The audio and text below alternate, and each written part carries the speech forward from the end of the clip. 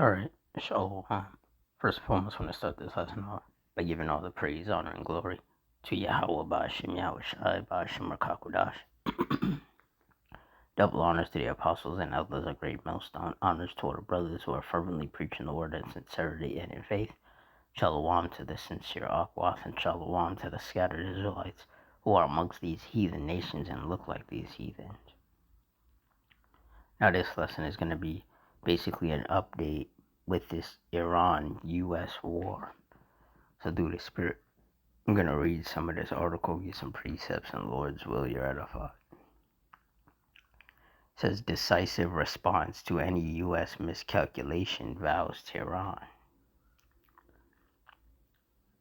It says, Iran's military headquarters warns any U.S. interference in the Strait of Hormuz will be met with a decisive and swift response as tensions continue to roil negotiations. Qatar reports positive progress as the U.S. and Iran conclude indirect technical talks in Doha on issues related to the Memorandum of Understanding signed on June 17th. Tehran says a communication channel will be established with Washington to report and discuss breaches of the interim deal. Iran has lodged a protest at the UN over Israel's latest death threat against its supreme leader, Mojtaba Khamenei, describing it as state terrorism. Yeah, so things really have not calmed down out there, in Western Asia. Iran and the U.S. are still going back and forth. Israel is still attacking Lebanon. So nothing has really changed on that front. But those of us of the hopeful elect, we didn't expect anything to change because we understand that we are in a time of war. So we expect there to be war. Luke 12:51. Suppose ye that I'm come to give peace on earth, I tell you nay, but rather division.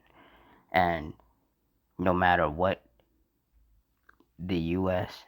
and Iran try to do to have peace between them, it never works. It always falls apart. And they just go right back to attacking each other. And in regards to Israel and Lebanon, man, Israel, they're not going to stop attacking Lebanon. Trump, talked to Netanyahu and he's like, yo, man, you got to chill doing that, attacking them. And yeah, Netanyahu, he's not going for that. He wants to do what he wants to do. He feels he don't have to answer to anybody. So he's going to continue to attack Lebanon. And that's going to strain, the U.S.'s relationship with Israel.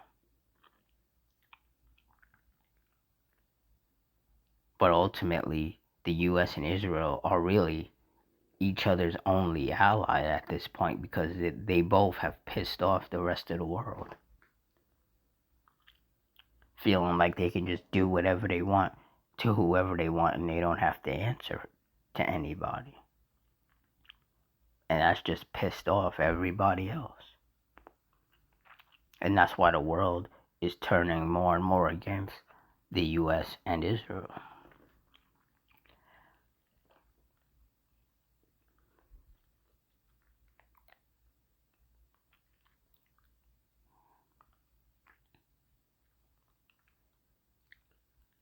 Exodus 15:3, the Lord Yahweh is a man of war. The Lord Yahweh is his name. And the Heavenly Father very much is a man of war. That's why civil wars, race wars, and world wars have happened and will happen again. And, well, some of them are currently happening now. See, the Lord, this is one of the ways in how he judges wicked people that he is angry with, is through war, through violence.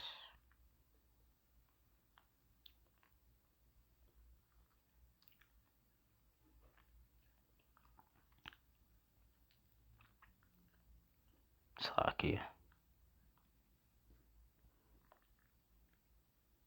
Ecclesiastes 3:1. To everything there is a season and a time to every purpose under the heaven. Verse 8, a time to love and a time to hate, a time of war and a time of peace. And we're clearly in a time of war. That's why none of these peace talks ever work out. Because the Lord does not want there to be peace. He wants there to be war amongst these nations. There's only going to be peace once the U.S. is destroyed and once Israel gets cleansed via nuclear fire, all those heathens in that land, and the kingdom of heaven gets established, then there will be peace on earth. But until then, it's going to be war and chaos and violence and death and destruction and misery. Matthew 24:1. And Yahushua went out and departed from the temple, and his disciples came to him to show him the buildings of the temple. And Yahushua said unto them, See ye not all these things? Verily I say unto you, there shall not be left here one stone upon another that shall not be thrown down. And as he sat upon the Mount of Olives, the disciples came unto him privately, saying, Tell us, when shall these things be? And what shall be the sign of thy coming and of the end of the world? And Yahushua answered and said unto them, Take heed that no man deceive you. For many shall come in my name, saying, I am Hamashiach, and shall deceive many. So then ye shall hear of wars and rumors of wars. See that ye be not troubled, for all these things must come to pass, but the end is not yet. For nation shall rise against nation, and kingdom against kingdom, and there shall be famines, and pestilences, and earthquakes in diverse places. And that's what we see, kingdom against kingdom. Israel against Lebanon, the U.S. against Iran. We're witnessing kingdom against kingdom. That's why, through the Spirit, myself and other brothers keep saying that there is no getting around the validity of these scriptures. Everything that's happening has been written in the scriptures, and it's coming to pass. Nation against nation, kingdom against kingdom, famines, pestilence, earthquakes, storms, tempests, fires, the love of many waxing cold. All of these things that are happening in this day and age have been foretold to happen in the scriptures. So for all the people that want to sit here and say that the scripture is a fairy tale book, it's make-believe, it's the white man's book and all of this, they don't understand the scriptures. The Lord has not blessed them with wisdom, knowledge, and understanding.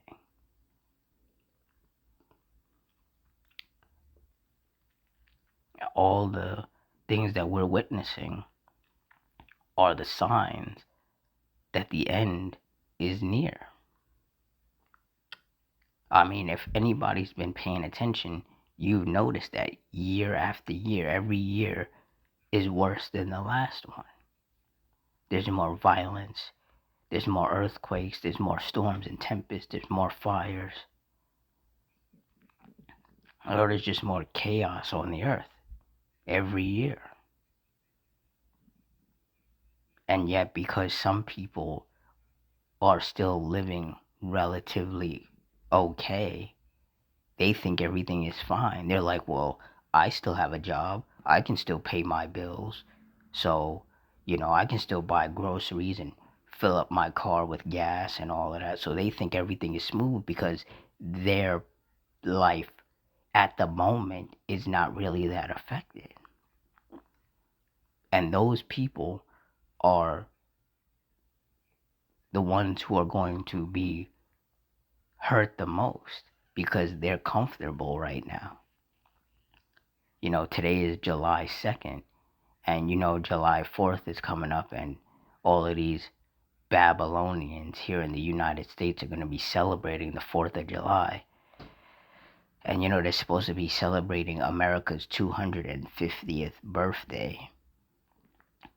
Just caught up in a whole bunch of folly. Here it is, the Lord is bringing all sorts of destruction upon the U.S. and the rest of the world. But yet these people, they just focus on wanting to celebrate something. And that's how easily it is for the Lord to destroy these people. Just throw some bread and circus their way, and they'll be distracted. They won't watch the news. They won't be circumspect. They won't be paying attention to what's happening around them, because all they want to do is party and act like a bunch of damn fools out here. And in their ignorance, in their simplicity, in their folly, they're going to die. The Lord is going to kill them. And good riddance to all of these wicked people. Because, like it says in Psalm 7 and 11, Yahweh judgeth the righteous, and Yahweh is angry with the wicked every day. The Lord does not like these wicked people. He hates them. He's angry with them. And he's going to continue to pour out his wrath upon them daily. And one of the ways in which the Lord is going to continue to do that is through war, through violence. Like it says in Isaiah 48 and 22, there is no peace, saith the Lord Yahweh, unto the wicked. So all the fun that these wicked people are accustomed to having during the summer, going on vacation and going to amusement parks and concerts and having cookouts and family get-togethers and all of that, the Lord is going to shut all of that down. You see, those of us of the hopeful elect, we stopped partaking in those things a long time ago. So, we're not missing out on anything. We understand that a lot of this stuff is just bread and circus to keep us distracted from what's really going on. But see, the Lord, he has opened our eyes. And now we focus on the scriptures and the prophecies. We're not worried about all of this folly.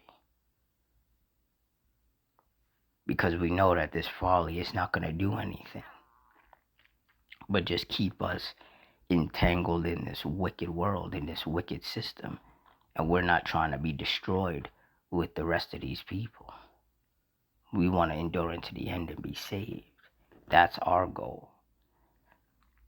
See, a lot of these people, most of these people, 144, the way how about Shimmy Shai. Most of these people, they have this, you only live once spirit on them. So they're running around here, with this, I can just do whatever I want. They don't understand that there is such a thing as reincarnation. The scriptures say that every third or fourth generation that passes, you get brought back. So if you die today, 3-4 generations later, the Lord will bring you back on the earth. So all of this, you only live once, it's nonsense.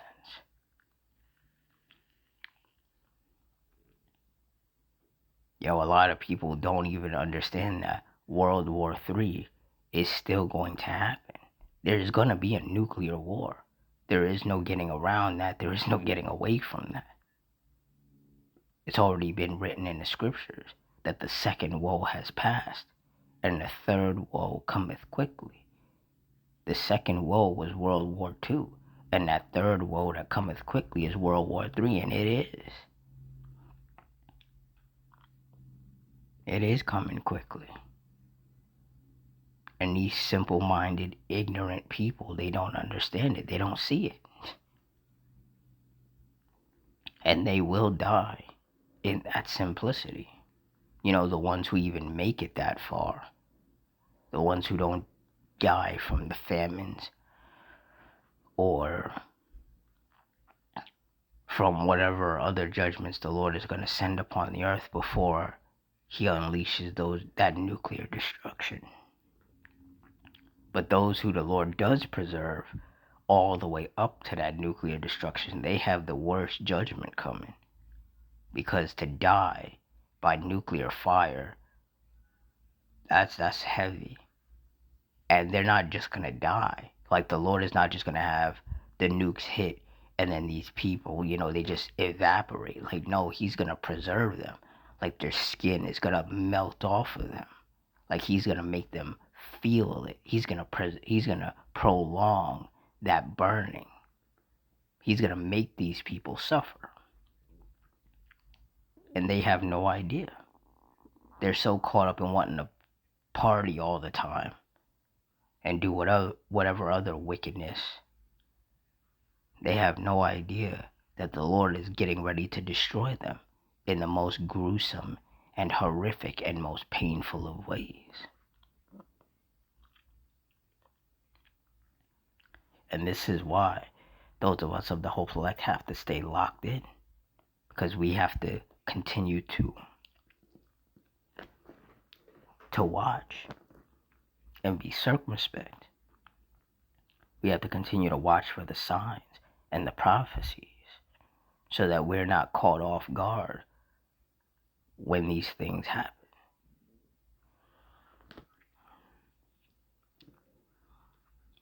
Because like it says in Habakkuk 2 and 3, for the vision is yet for an appointed time, but at the end it shall speak and not lie. Though it tarry, wait for it, because it will surely come.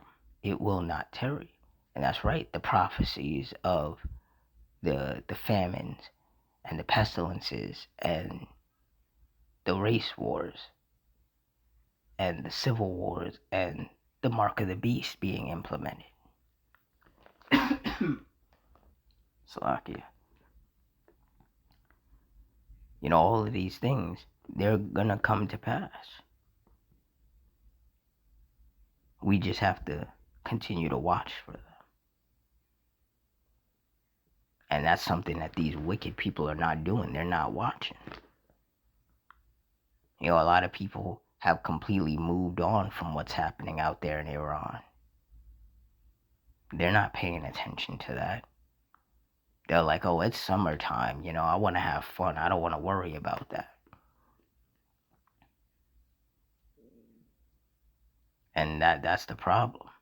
People don't want to live in reality. They want to live in a fantasy. And they're going to die in that fantasy. They're going to die in their ignorance, in their willful ignorance. And one of the ways that people are going to die is, once again, like I said earlier, through violence, through war, whether it's race wars, civil wars, or this upcoming world war. So with that, I'm going to wrap it up here. In closing, I want to give all the praise, honor, and glory up to Yahweh Ba'Shem Yahushai, Ba'Shem Rakakudash, the Wadi Yahweh Ba'Shem Yahushai, for putting the spirit on me to do this lesson. Double honors to the apostles and elders of Great Millstone. Honors to all our brothers who are fervently preaching the word in sincerity and in faith. Shalom to all the sincere Akwath. Shalom to the scattered Israelites who are amongst these heathen nations and look like these heathens. Hope you all stay strong, stay safe, stay fervent, stay circumspect, stay prayed up in Ottawa, Ratazah. Till next time, Shalom.